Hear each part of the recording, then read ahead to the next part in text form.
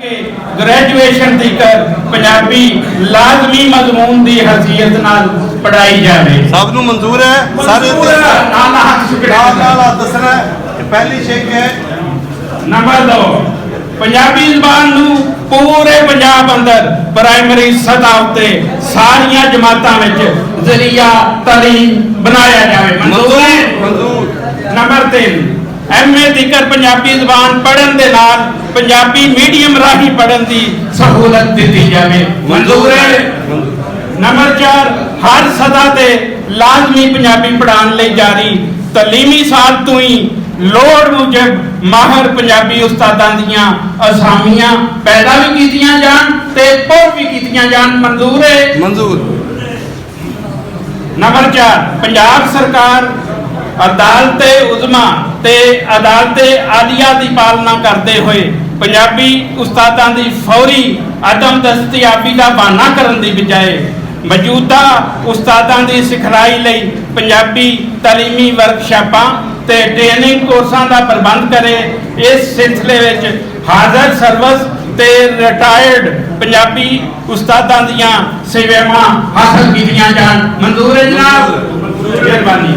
Number 6 primary स्कूलों में कच्ची पक्की तो लैके 5वीं जमात तक पंजाबी पढ़ाई फौरी तौर शुरू करने लई निसाबी किताबां की तैयारी वास्ते भी वक्त मंगण की थां पंजाबी पढ़ाई लई प्राइमरी पद्धर का निसाब पेशगी तैयार कर चुके प्राइवेट पंजाबी अदारियां दियां किताबां इस्तेमाल कीतियां जान। मंजूर है जनाब? मंजूर।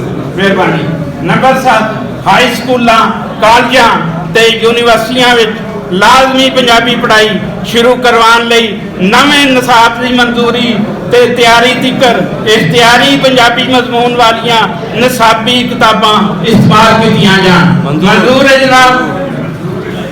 नंबर 8 पंजाब PTV के तालीमी चैनल ते सारे सरकारी रेडियो स्टेशन पंजाबी पढ़न विच मदद देने वाले प्रोग्राम बाकायदगी नाल चलाना शुरू करन। मंजूर है जनाब? 9 नंबर सारियां सरकारी लाइब्रेरियां ते सरकारी गैर सरकारी तालीमी अदारियां विच मौजूद कुतबखाने पंजाबी पढ़ाई नाल मुतल्लक किताबां दी मौजूदगी यकीनी बनान। मंजूर है जनाब? नंबर 10 पंजाबी जबान बतौर लाजमी मजमून पढ़ाने लई पंजाबी जबान हैसियत जरिया तालीम नाफज करने लई पूरे पंजाब वास्ते एक ही मियारी पंजाबी तालीमी निसाब तैयार करवाया जाए। मंजूर है जनाब? मंजूर है।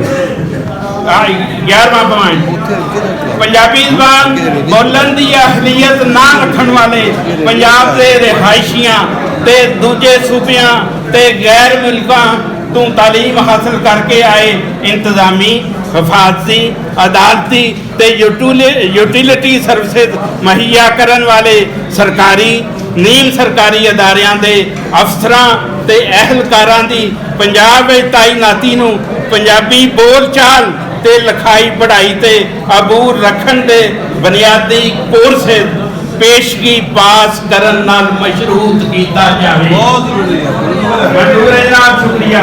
आखिरी पॉइंट जिहड़ा गौर नाल सुनने वाला है पंजाबी जबान की तालीम नूं रोजगार नाल जोड़न लई पंजाबी मैट्रिक तो लैके पंजाबी PhD तक की काबलियत रखने वाले अहल बेरोजगारां नूं सरकारी मुलाजमतां तरजीही बुनियाद ते दित्तियां जान। मंजूर है जनाब? मंजूर।